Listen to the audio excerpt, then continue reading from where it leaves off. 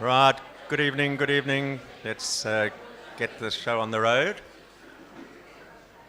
Sorry that we delayed the start to a little after past, but we are live streaming this so that those that can't attend can also participate, and also it's recorded so that if you want to catch up on some of the things you might have missed during the course of this evening, you can go onto the link. The link has gone out to everybody about a couple of minutes ago, so you'll have that in your portal. So, good evening, residents. On behalf of Homeowners Association, I'd like to bid you a warm welcome to this event. It's a really great turnout.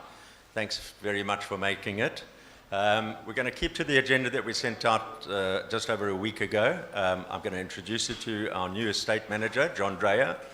We're then going to have a presentation from Dion Viljoen, the chairman of DOCRA, on some issues that are affecting our estate.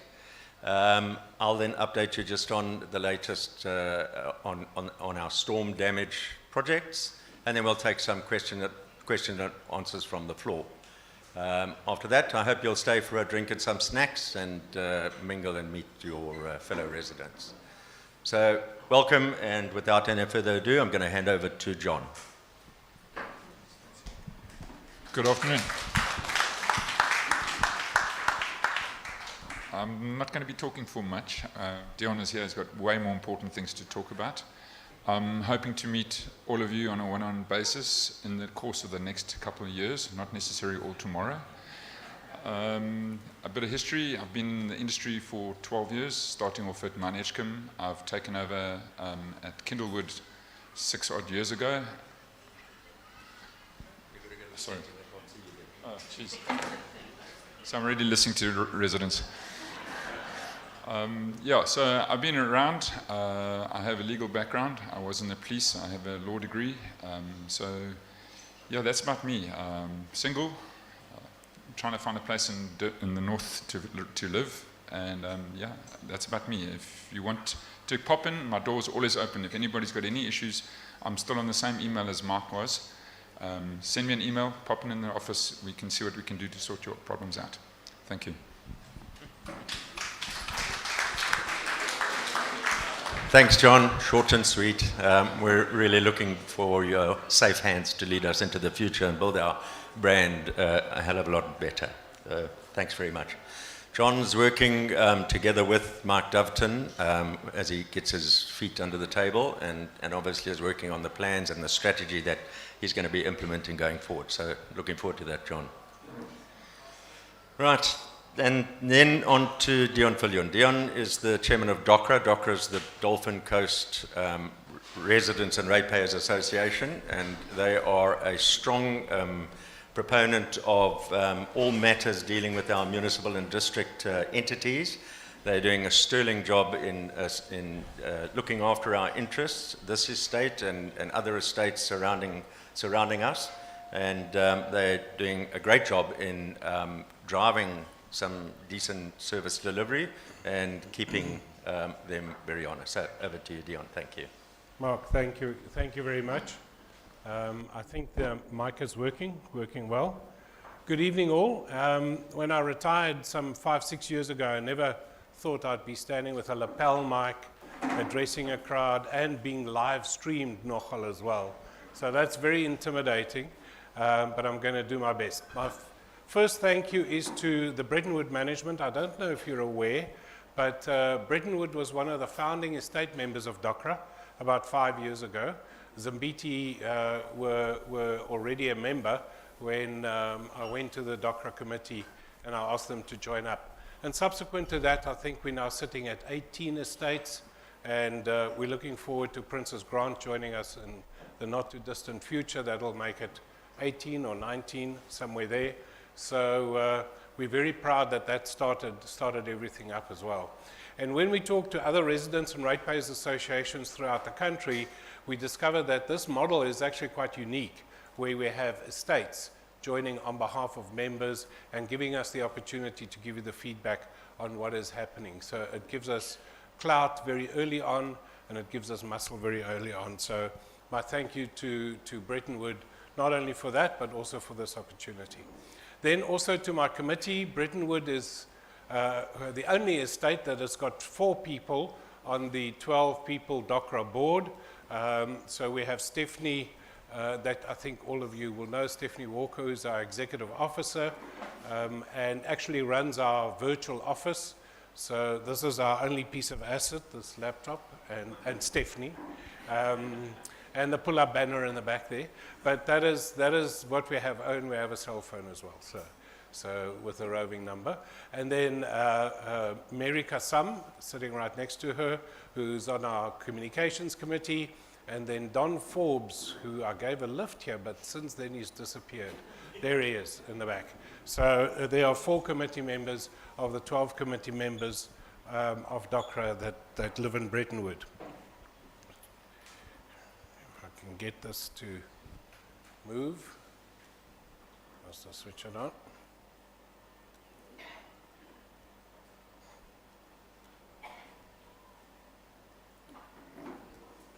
Shall I just do it old school way? Which one is it? Up or down?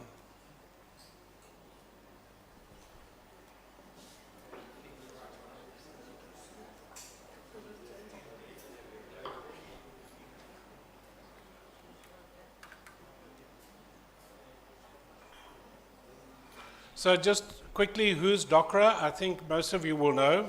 DOCRA has actually been around since 2002, so it's our 22nd AGM. And I was told I must mention the AGM at least 3 times, so here's the first one. On a Thursday evening, coming Thursday evening, 21st, at Zimbiti in the Pavilion Room, is the 22nd Annual General Meeting of DOCRA.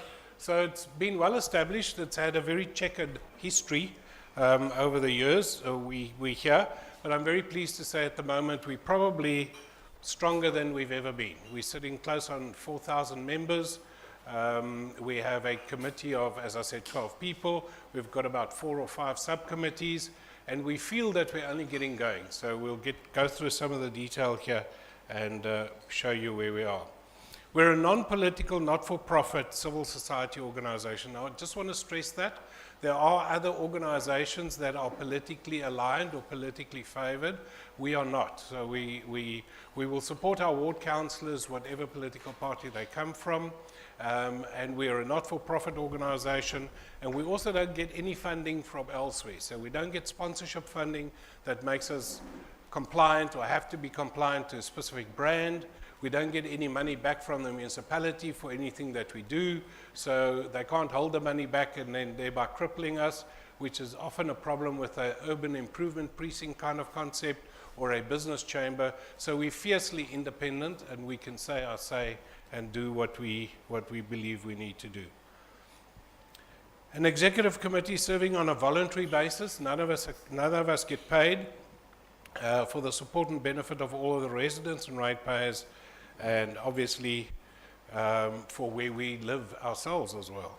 It's a platform to raise concerns and opinions and for engagement and participation. We don't have any line authority, so we have to use influence, and influence comes through numbers and having researched and got the facts and the figures and pitching for meetings and asking awkward questions, and that we've become very good at. Our goal is to hold our municipality to account. And maybe this is a good time to just mention that with all the problems that we have with our municipality, it's actually a bit frightening to realize that we probably have the best municipality in KZN. I think the Howick one, in a number of years from now, will probably start beating us, but that's going to take them for a little while before they get there.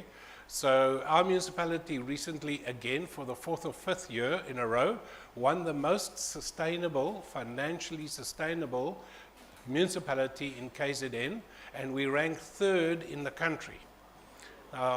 That's good news on the one hand. On the other hand, it's a bit of a problem, and we will tell you why that's a problem. Where it is good news is that we're not flogging a dead horse.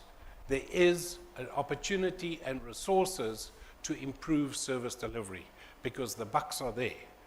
We know where the bucks are. They're not hidden, but they're not being used.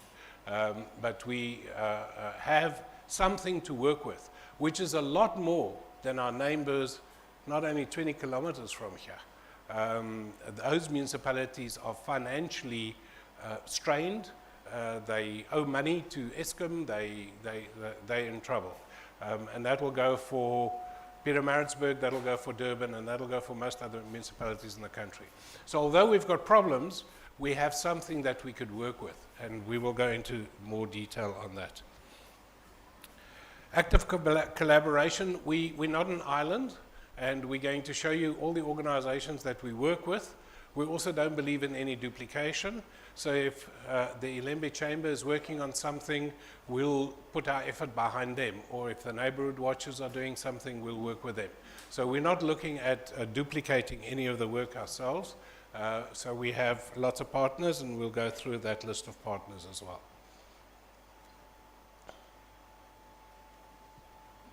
DOCRA provides communication, information, and updates via various media, such as our website. About 3 years ago, we redid our website, and I'm very proud. If you haven't had time to go and have a look at it, please pop in at docra.co.za and go and see what the information is that we do there. One of the main things is that we discovered is whenever documents are placed on the municipal website, they tend to disappear or you can't find them. So if you're looking for something important, we try and get copies of those and host it on our website. So whether that be bylaws, whether that be budgets, whether that be annual reports, those are kinds of things that you could find there. And then we've, over the last year, embarked on a social media campaign. So we've got a Facebook platform, which is very active. We've got an Instagram platform. We've got a Twitter handle, so you can go and have a look at us on Twitter as well. The most popular here is probably Facebook and Instagram. You'll hear us on radio quite often. Dave Charles is a massive supporter of our cause. He was a former chairman as well of DOCRA, so he's a great help. And then whenever we can get something into the courier, we do that as well. So we try and communicate as widely as possible. And then annually, and this is my second mention of the AGM, we have an AGM where we will meet everybody and we will present. Our alliance partners, the first one that I've got there is the Auditor General. And it's not just that we know that there is an Auditor General. We actually know his name. We know who he is. We liaise with him. We talk to him. We have meetings with him when he comes down to come and do audits. We can put on the table issues that we are concerned with, that we want him to investigate, and he has already done so on a number of occasions. So he is genuinely a partner, obviously within the limitations of being compliant as the Auditor General. So he can't give us everything, but what he is permitted to share with us, he can share with us, and he's prepared to take our comments to heart. And that's helped us. For example, last year we had a whistleblower that gave us some information on fleet management, which is one of our big problems at the municipality, and he has been investigating this, and we're hoping for some results pretty soon coming out of that. Belito Improvement Precinct, which is, as you know, the boardwalk. There's actually two. There's another precinct in the business area around Ashton, that industrial area. There's an improvement precinct there as well. We talk to Dieter a lot. We talk to Brian Wright a lot. So whatever their issues are that they're busy handling, we will work with them. The Belito Neighborhood Watch and the Salt Rock Neighborhood Watch. Those are two of them. We've put them alphabetically, thanks, Steph. So Belito Neighborhood Watch, but we'll get to Salt Rock as well. We don't have a dedicated security drive or initiative, but both, or two directors that serve on our board, both come from either Belito Neighborhood Watch or Salt Rock Neighborhood Watch. So we get the feedback directly from them, and we will assist them. 2-3 years ago, when there was an issue with we can't search people that are coming to the beach for alcohol because we don't have the appropriate bylaw, DOCRA got stuck in, unpacked the bylaws. Don and I sat and waited in the mayor's office or the passage until they would speak to us. And we got to the legal department, we got copies of the bylaws, we scanned them and we put them on our website. We analyzed them and we could give that to the two neighborhood watchers and the community policing forum with which they are now doing the search for alcohol and stopping bad practice. Community Policing Forum, unfortunately in our area that seems to be a very closed shop. The AGM was announced and then everybody got quite excited, and then they postponed the AGM by a week, but they didn't postpone it, they held it on the original day, and they voted in the people that then pitched and so on. So at the moment, where other community police forums are a lot more active and community orientated, we still have a struggle with ours, and I know that the neighborhood watches and the various structures are working hard to try and get involved there, because obviously you want to coordinate any kind of security risk. I must just mention that there was a lot of concern around the Belito Pro last week, and it was good to see that SAPS, the Metro Police, Community Police Forum, and the Neighborhood Watches worked together, and they managed to control it pretty well, considering it was in a residential area. So it could have gone wrong very badly, but I think everybody's learnt our lessons from 2019 December, which was a disaster, and since then there's been a lot more focus on controlling crowds. Ilembe Business Chamber, I've mentioned before. We meet with Quibus quite often, and we're actually a member because we're a not-for-government or not-for-profit organization, so we're a member of the Business Chamber, and where there are issues that we can collaborate with, we do so. They rely quite heavily on us, and I'll come back to that just now, on the area where we have a lot of expertise, and we can help them in that area as well. CORA is a structure that we established about a year ago. It is the Kulakaza Organized Residents and Ratepayers Associations. So as DOCRA represents the Dolphin Coast, which is from Zimbabwe up to Tinley Manor, from the sea to just on the other side of the R102, that is the Dolphin Coast. But you also have Tinley Manor, you have Blythedale, and you have Zinkwazi, that all fall under Kulakaza. So we've sat down with them and we've formed an alliance with those various structures that we could represent the various organized residents and ratepayers associations. The Kulakaza municipality is obviously one of the structures that we engage with a lot. And we spend a lot of time attending meetings, going to council meetings. Once a month we can attend a council meeting, and it reminds me of my youth, being a wallflower sitting at the side of the hall, not allowed to speak, not allowed to do anything, but I can sit and listen and see how everybody performs. And I must tell you, since the election, it's a lot more fun, because there's a much better balance in the municipality, and the opposition is sitting on the left-hand side, and the ruling party or ruling coalition sits on the other side, and you can see where all the noise comes from and all the questions. So it is a lot of fun. There's a lot of stuff happening there. It's also very frustrating. Half the stuff that gets discussed at a council meeting gets postponed or referred to a committee or rolled forward until the next financial year. So those are some of the frustrations. We're delighted that COVID is eventually over and that the new municipality has been elected, because that meant that new ward committees have to be elected. And those of you that know, you have a councillor in our ward, it's Privy, who's a great councillor, and we enjoy working with her very much, and I think she's probably the best councillor that we have in this area.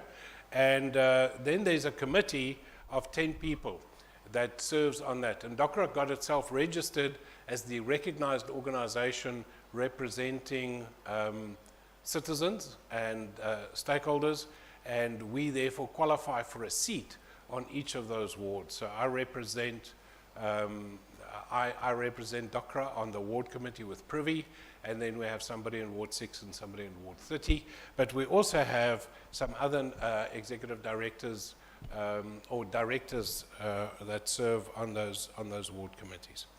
The ward committees are important because we feed directly into the municipality, and we can get access to certain information that would be more difficult to get access to just as a Residents and Ratepayers Association. So it gives us another angle to get involved and to get the right information. Also, a while back, we got called by Mzinduzi Municipality, which is the Greater Pietermaritzburg area, and they have 18 residents and ratepayers associations that they formed under an umbrella, and they have a structure where they want to share information with other residents and ratepayers associations. So we've now got involved. We're now probably about 50, between 40 and 50 residents and ratepayers associations that have a forum that we talk to one another, what their successes are, what their issues are, what they're working on. And you just need to be on that for a little while to hear what's happening in Tongaat with no water, to see what's happening in Pietermaritzburg, where it's the second time that that municipality has gone under administration. And you don't get a rates bill in any formal manner, and because you don't go and offer to pay or go find out, you get cut off water and lights. Those kind of situations are happening there. Those guys are fighting, even so bad that they've now got the Human Science Research Council involved.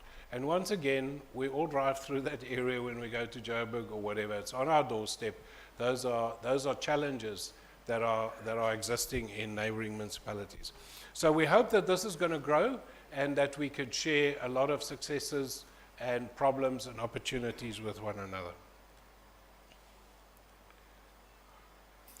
Our other, sorry, I keep jumping because, okay. Our other structure that we refer to a lot is OUTA, the Organisation Undoing Tax Abuse. You know that is the structure that was fighting the toll roads up in Johannesburg. And then they broadened their organisation quite a lot, fighting a lot of other legal cases. They're now quite a strong organisation. I think they've got about 200 staff. They've got a legal department, communication department, and so on. But they've recently started a proactive campaign to try and get civil society organized in various forms of either a neighborhood watch or a charity organization or a residents and ratepayers association. I've been personally very involved with them to help them get that up and running and working closely with them. So we benefit a lot. They look at us and about five, six other residents and ratepayers associations throughout the country as well established and mature, and that they want to work with and collaborate with. So Lone Hill, Bedford View, and then quite a few in the Cape, that we all put our heads together and see how we can develop things better. They've established a new platform recently called CAN, the Community Activation Network, and I think we'll see a lot more about that into the future. Provincial government, we struggle. We don't have a good contact there yet at COCTA. We keep writing to them. We hope we're going to find somebody eventually that we could relate to there and share our concerns with. That is still a struggle, and we keep on trying to get hold of them. Salt Rock Neighbourhood Watch we've mentioned. Sunroll, whenever we have a roads issue, it gets very complicated.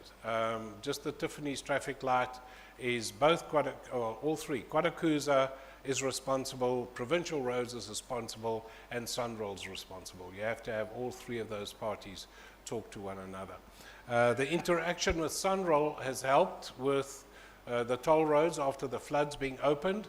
And the legal angle that was used there, if you're not aware, is that there isn't any alternative route, either the R1 or 2 or the M4. So that is how that got fixed. South African Police, we talk to Captain Vinnie Pillay a lot. He calls us a lot when he needs help, and we try and assist wherever we can. We've got a new station master there who's temporary. He's acting at the moment, but he's doing a lot of good things. I forget his name now, but I hear from the neighborhood watchers that they're feeling quite confident that there's quite a bit of a cleanup and organization happening at the municipality at the moment. So we're hoping that he'll get the permanent position and that we'll have some stronger leadership and better leadership coming out of SAPS.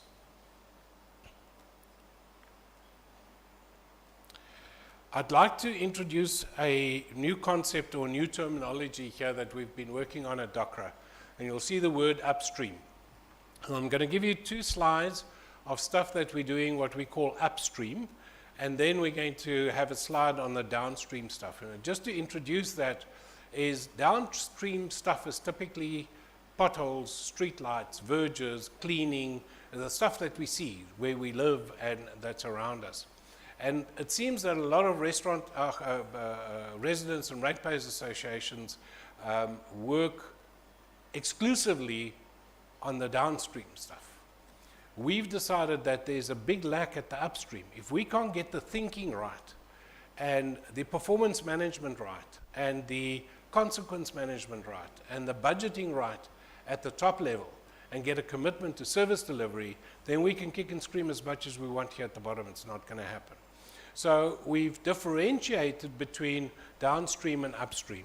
And I'm pleased to say that we've developed a lot of good capacity on the upstream stuff and that we're making some really big inroads in that. It's a very uncluttered space, so there are not many other associations working in that area.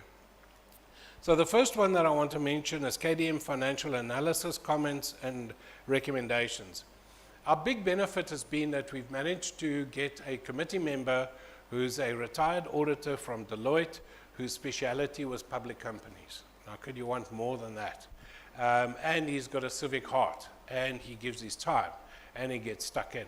So Brian Boertes is our champion there, and the municipality can no longer get away with giving us fob-off answers on budgets and on the way that the budget's compiled or audit reports.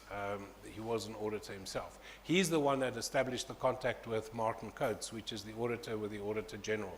So that is probably our biggest single strength, is that the municipality has suddenly realized, and they've given us that feedback. They've said that nobody has ever asked them the questions that they're being asked, and nobody's probed and calculated and investigated the figures. Now, the minute you start doing that, it makes them more accountable. And the minute they become more accountable, that starts coming through down the line. So that is why it's important that we get stuck in there. So there are many occasions. There's mid-year reports, there's end-of-year reports, there's annual reports, there's audit reports, there's new budgets, there's adjusted budgets. There's probably about 6 times a year that we engage with the municipality on these budgets, and we always hammer the same stuff, and we'll touch on what those are. Rates and taxes, obviously very important to us. You'll remember last year, very painful with the property revaluations and everything that went with that. We were very pleased that we didn't, on our side, negotiate it, but we pushed hard for the 25% rebate. So you'll all know about the 25% rebate that you're getting. So our average property values in Kulakaza went up by 31%. It's because there weren't any valuations done for something like 5 or 6 years. When it was done, it wasn't done correctly and properly. And this time they got a professional company. It went up by 31%. Can you imagine all of our rates and taxes going up by 31% in one swoop? So we managed to get a 25% rebate. And every year we fight to retain that rebate, because a rebate is from year to year. So they can start reversing that rebate and say, you know, it's now only 20% or it's only 10%. Then I'd like to also just remind you that the pensioner discounts that we get, rebates that we get in Kulakaza is of the best. They don't do a means test. So yes, they ask for your bank account details, but they don't do a means test. Go and apply for it. Over 60, over 65, over 70, I think you qualify for as high as 3%. I think it's close to 30% discount on your rates and taxes. A lot of people don't know about it. Please go to the Belita office of the municipality. The lady is very friendly, will show you what paperwork to complete. And even if your house is in a trust or a closed corporation, as long as you're the representative of that trust or closed corporation, they will recognize that. So that remains our constant issue that we're involved with. Sorry.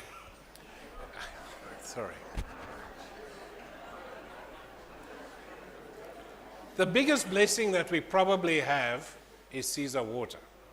And having come through the 2 floods that we've just come through, you can imagine. And just looking once again at our neighbors, whether that's Tongard or you're looking at the rationing that's going to happen at eThekwini, the speed with which Caesar Water came to party, communicated with us, kept us informed of what was happening, how quickly they upgrade things. Now, I'm not sure that we're going to have them after the 8 years. They still got 8 years coming. And you may have read in the newspaper that there's a big fight between them and Umgeni Water. Umgeni Water is where they buy their water, and Umgeni Water wants to increase our water tariff by close on 40%. It's gone to court, it's gone to appeal court, it's gone to Concourt, and it's a hiatus at the moment. But we've got the relationship with Caesar Water that if there's anything going to come down the line, they will immediately contact us so that we can apply pressure, assist with negotiations and whatever we can, and then also to communicate with all of you so that we know what is coming down the line. So until he calls us and we communicate with you, then the spook stories about 20 and 30% increases in water is not true. It is true, however, that we won't have Caesar Water forever, so we have to benefit from them as much as we can. The other big benefit is that 90% of our water comes from Hazelmere Dam. Hazelmere Dam has been part of Department of Water Affairs upgrade. They added 3 meters to it about 3 years ago. Then they ran out of money. They need another 55 million to complete the other 4 meters. It went into a hiatus, and then it cost them 180 million, not 55, and that money was spent. And next month, we are the first organization to go and do a site visit on the completed Hazelmere Dam wall, which, by the way, has won international awards for the complexity and the speed and the size and the whatever. But what it does is it doubles the water capacity for us.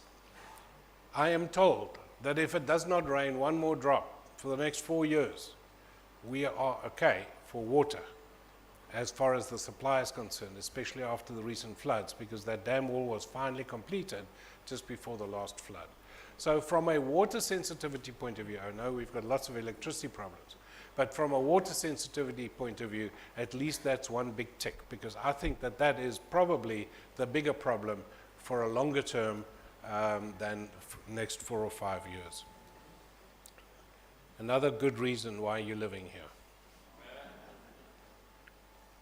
Electricity. Our biggest challenge with electricity is that the money that's been allocated for the electricity department is not being spent. We're far down compiling a dossier.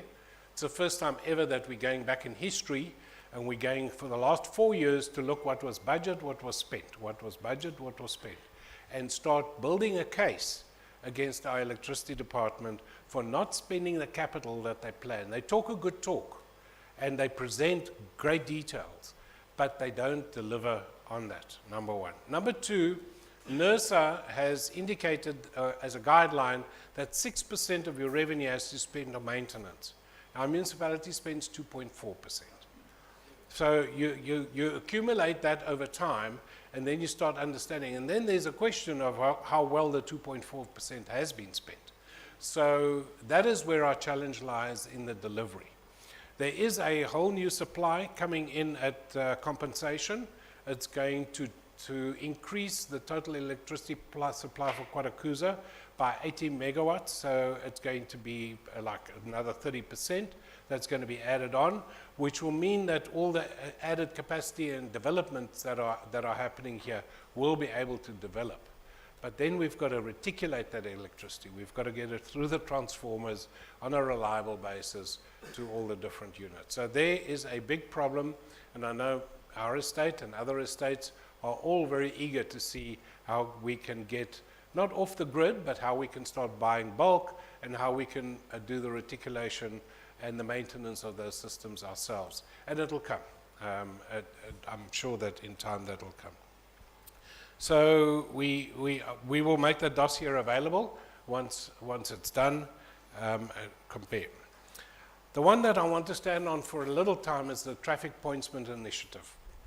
So we're all very aware of the Outsurance guys up in Johannesburg and in Pretoria, and we know of our traffic problems that we have here, and that it's going to take some time before the roads, and especially after the floods, before all the roads are going to be repaired and fixed. So we were thinking of a Pointsman service, and we've been working quite hard on that. Outsurance concept was mooted, put forward by the Brettenwood Chamber, approved by Kulakaza municipality, and then the funders reneged. So there was a principle established about 2 or 3 years ago. We discovered that principle. We went to the Brettenwood Chamber. We said, can we take it over? And we are currently developing a business plan slightly different to the Outsurance one, where we would like the community to be able to contribute to the intersection closest to them.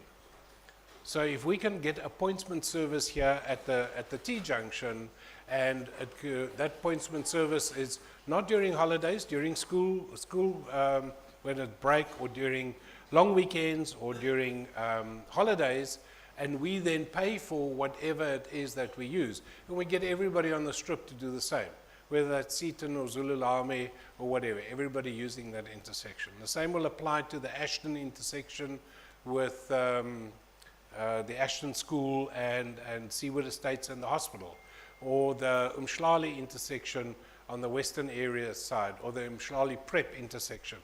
So what we've done is we've worked with the Executive Director of Safety and Security, Cecil Varimuto, and he is trying to put in a new police force called a bylaw enforcement police force, because he also has a problem with drugs. We've got a problem at a school right close to us where we've got a drug problem, and we have lack of enforcement of bylaws, whether that is outdoor signage, or whether that's hawkers, or waste, beach access, and so on. So the idea is that we will assist the municipality to establish this bylaw law enforcement division, that we will have right of first refusal on 10 of them, and that we could deploy those 10 as pointsmen. They will be trained and be employed by the municipality, and we will pay an hourly rate towards their cost, which we'll negotiate with them, and it's not for profit. It is to cover their training, cover their uniforms, cover their labor. And when they are not used, the municipality can use them to do bylaw enforcements, whether that's on beaches.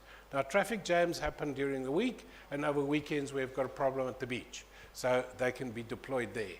So hopefully this concept is going to work. It's a concept that is working quite well for a number of municipalities in the Western Cape. In principle, it's been agreed by the municipality, and we are now in that awkward public-private partnership negotiation to develop that business plan with the municipality. So that is hopefully good news. I mentioned it to Mike a while back. John, I'll come and sit and talk to you once we've got a lot more detail, on that. I'm very excited about that. I hope it can work well. Just by way of interest, there's a master traffic plan. We've got a copy of it on our website if you want to go and have a look at it. It'll give you the idea of where the M4 is eventually going to be, various other arterial roads and so on. Our concern with that is pedestrian walkway. There was not enough provision made for pedestrians, and as we know, the pedestrians are really taking a beating, walking close on the verges of the roads, and it's a high-risk area. There's no protection for them either, no lights and so on.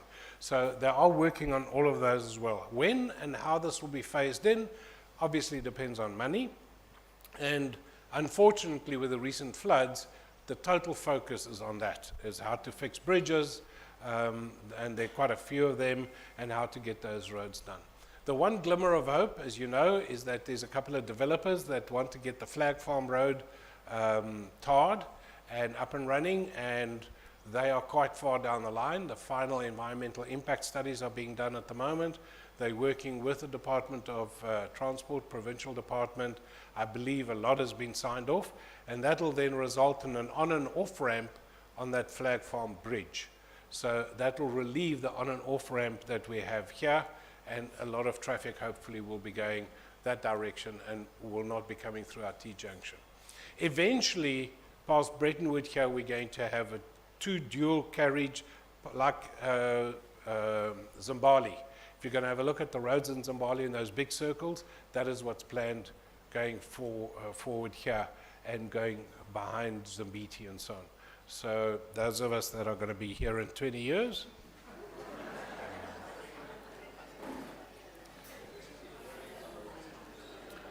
the most important document probably of a municipality, and it's quite relevant at the moment, when you elect a new council, they've got to develop an integrated development plan. That's what IDP stands for. And the integrated development plan is a 5-year plan. And from that 5-year plan, they do their annual budgets. So it's important that we understand what's in that 5-year plan. Is there a secondary school? Are the roads in there? Is there electricity in there? Various components that we want to make sure. We serve on the IDP Representative Forum, the IDPRF, because of all the floods, the election and whatever, and then the budget, and now currently the annual financial statements, that's taken a bit of a backseat, but we're hoping during August they're going to start doing it. I started reading through the IDP for last year, the 327 pages of it, which is only 40 pages that are relevant, but you've got to find them. Once we've done that and we see what the new planning is, then we'll come back to the community and say, these are the things that we find. What do you think about that? Who wants to give us some input and some guidance on the IDP? MPAC, equally important committee. That's the Municipal Public Accounts Committee. So the internal audit committee that picks up shenanigans within the municipality, or sometimes, and then the external audit committee that picks up more, and then the Auditor General that picks up even more. All of those get consolidated and gets presented at the Municipal Public Accounts Committee where we have a seat. So we have a seat there, and this year it was a tremendous amount of fun because it's only 8 people on the committee, and with the ANC and their coalition having 51%, they couldn't cut a person in half, so they could only take 4 seats, and then the opposition had 4 seats, so you can see this now becomes like a matzo pudding. And we had to do with the EFF guy as the chairman, and I must say I was very impressed. As a young guy in his red overall, and he was actually a very good chairman. But we present something like 30 or 40 questions every year. You can see them in the annual report. If you go through the annual report, right at the back, you'll see DOCRA asked this, and this is the answer. 50% of the answer is, we're going to look into it.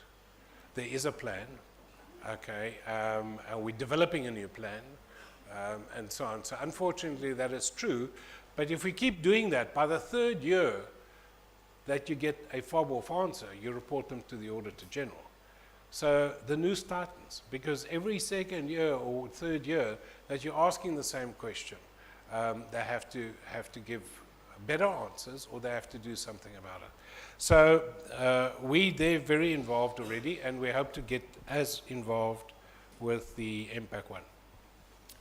KDM performance, our biggest problem at our municipality is service delivery. Our service delivery over the last 3 years, and these are some of the statistics that we'll be presenting at our AGM, which is happening on the 21st at the Pavilion Room. We'll give you the exact statistics and facts and figures there and analyze them. But service delivery as a department has grown from 30% performance to 37% to 48%. So our last one at the end of June last year sat at 48%.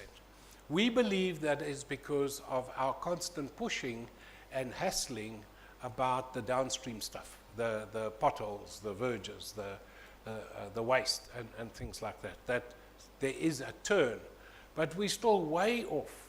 We're sitting at 48%. So for every rand that you're paying rates and taxes for service delivery, you're getting 48 cents worth of value. And that is, well, you used to get 30 cents. But that is what probably our biggest concern is. Now, how to fix that concern? We've come up with 2 silver bullets. The first one is performance management. We've discovered that the performance management in our municipality is inadequate and gets applied to mainly junior people. So everybody down the ranks, you better perform and you better deliver, but up the ranks there doesn't seem to be too many questions around performance. As a matter of fact, many of them don't even have their KPIs signed off or their key performance things signed off. There's now a dedicated committee that has been appointed to ensure that performance management will happen in our municipality. Once we've got that, and maybe it takes 2 years to get there, once you've got the performance management, you've got to get the consequence management. Consequence if you don't perform, or consequence if you do get caught out. Once again, consequence management gets applied at junior level. You can't steal a bag of tea. You're going to get in trouble at disciplinary committee. But you can swipe $1 million off a contract. So those are the kinds of things that we are aware of, busy uncovering and busy working on. So those are the 2 key things you hear us talk about: performance management and consequence management, probably most of the time. We're delighted that, the municipality meets with us because they have to. So when they present a budget and they say we're going to have a stakeholder meeting at the Salt Rock Library at 6 o'clock, you arrive there and they're there, and now you've got a engaging meeting. But what they do with us, and they've been getting away with this, is what we call a show and tell. Here's what we've prepared as a budget. Have you got any questions of clarity? And if you ask a difficult one, they'll answer the question incorrectly, and you don't get a chance to answer a second question. So that has been going on for a while, and it came to a head about 7 weeks ago, at the Umhlali Prep, where they had their last budget meeting, and 160 of us arrived with questions, and they knew we were coming, so they were well prepared. They had about 20 of the officials, everybody up there, so we were really spoiling for nogal 'n groot fight here. And it did become a big standoff, and unfortunately it deteriorated. The decorum was a bit questionable because the odd words were starting to be thrown around and so on. So the municipalities then, and we then approached the municipality in conjunction with the Kulakaza Residents Forum, KDRF. I'm sure you know of them. So we approached Rian and Warwick and these guys, and we said, guys, what about us collectively writing to the municipality and saying, you've now firsthand seen how frustrated and angry the community is getting, and it's only going to get worse because you're not taking us seriously, you're not sitting down and talking to us, and you're not allowing us to participate as it is required in law. So we're hoping to very shortly make quite a big announcement of a dedicated meeting that we hope to have with the municipality, where we determine the agenda, where it's not determined because of law, where it's not determined to tick a box to say that we've done that, but where we can take our issues and say, irregular expenditure in that specific year, these are 2 issues that we want to see the minutes of and that we want to go through, or these are the things that we want to get involved with. So we're feeling very confident about this collective action, and we're looking forward to the outcome of that. I've mentioned the KZN Residents and Ratepayers Association. I've mentioned CORA. I've mentioned the Outer Initiative. A new initiative that we've taken on earlier this year, was it, Steph? It was earlier this year, is the fast-growing informal settlement on the western areas. What's it called? The P445, the road that goes to Belito Manors from Belito, where you get Umhlali Country Club and Umhlali Estates, Caledon Estate, Brooklyn Estate, those. You will notice that there's, obviously along the road, there's a lot of businesses that is happening there, a lot of woodwork businesses and so on.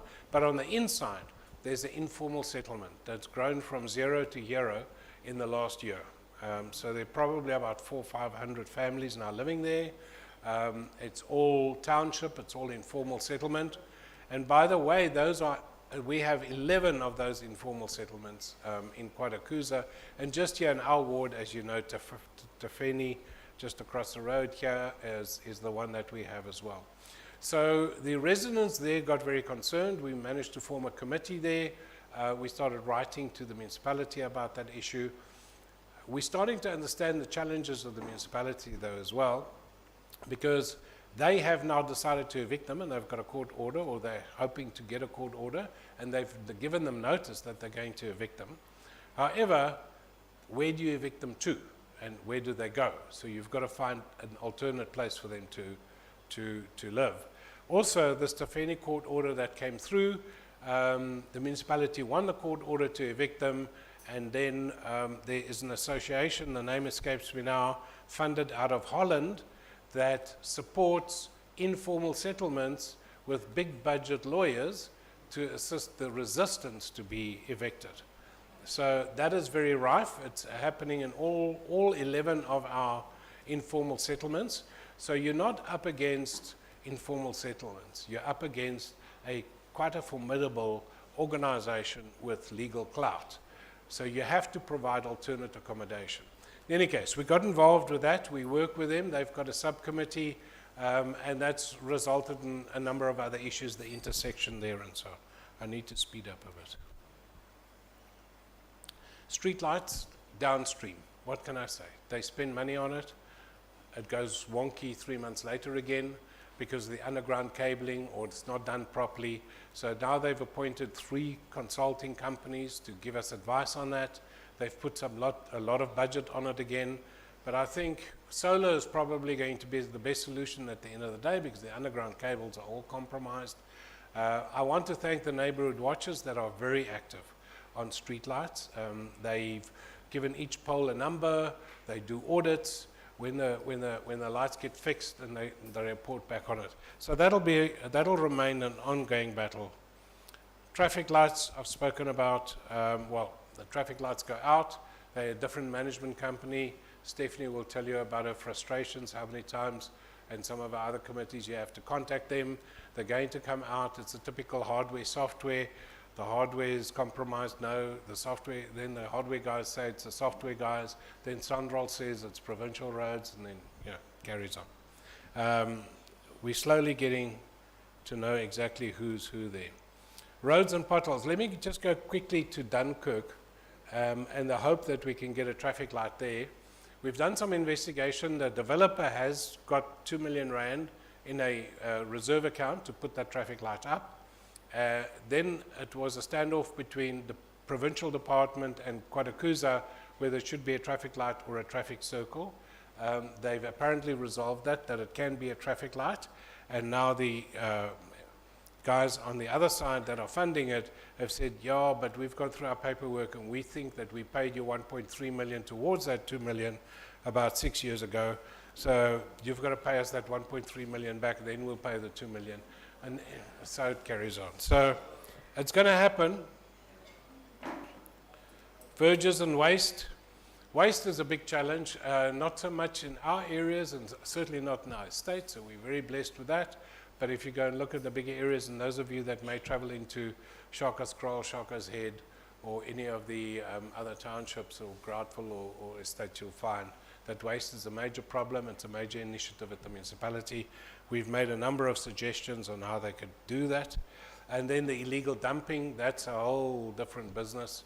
If you think these tow car guys that vultures is an interesting business, or scrap metal is an interesting business, wait until you see dumping grounds. Dolphin Coast Outreach is our charity initiative.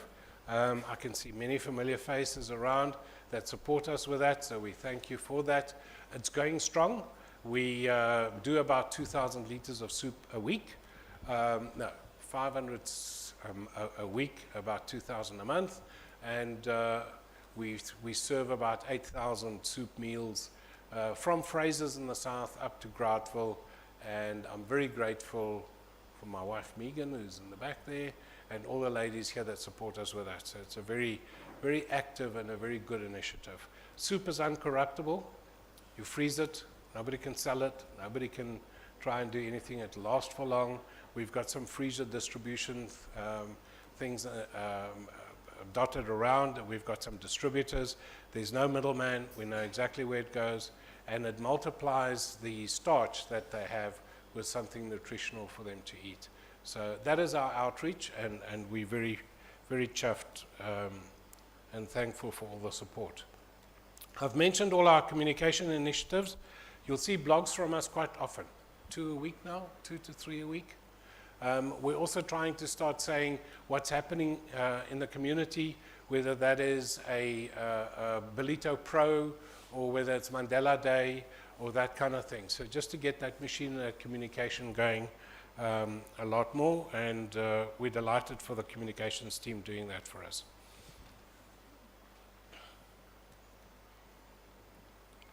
We handle whatever residential queries come our way. We've assisted about 2 years ago with a big noise issue at a guest house. Don was very involved with that. That was neighboring our estate. So we get involved in noise pollution quite a lot. There is a lot of that from restaurants. But what we try and do is get the local community to take ownership of that specific issue, and then we'll assist them in driving it. We were quite successful in Townsend Park in delaying what was happening there. These are the estates that we have. I'm coming to the end, so just a quick list. Beverly Hills, Brettenwood, Dunkirk, you can see them all there, and hopefully we'll have Princess Grant there in the not too distant future. Ladies, gents, I tried to rush it, but that's in summary. It's not exactly what's going to happen at the AGM, which is next week Thursday. But at our AGM, we're going to go into some figures and explain to you why we know that our municipality has got the resources. They've got about R1 billion in cash reserves because of underspending budgets, and that's where we pushing. And the money is there, it's not gone. It's lying in a bank account. It's lying in a bank account and earning interest. So we want that money to be deployed, but we'll give that information out. Thank you very much. I'm happy to take any questions. Thank you.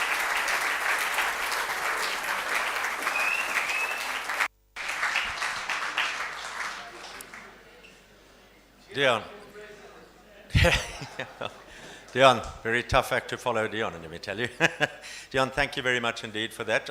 We will get some questions and answers, and if it's anything to do with what you've covered, then I'd ask you to step forward. But to you and your team, thank you very much for all that you're doing, and keep up the good work. Thanks very much.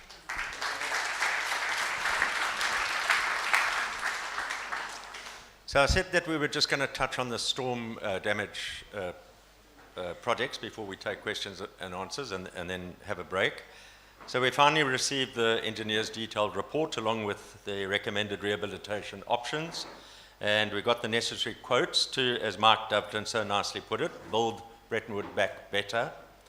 The board has approved the list of projects together with the costs and the plans, and the estate team has commenced with the 23 projects at a total cost of 3.2 million, of which insurance will cover 1.4 million. So it leaves 1.8 million that we'll be funding from our cash reserves. Bay Union has already paid out 750,000 to enable us to carry on with some of the emergency fixes. So I just ask you to be patient as these projects are executed. I'm sure we're all going to be very happy when our estate is back in pristine condition again.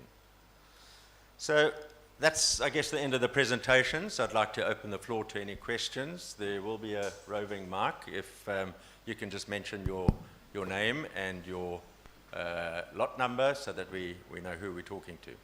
Any questions?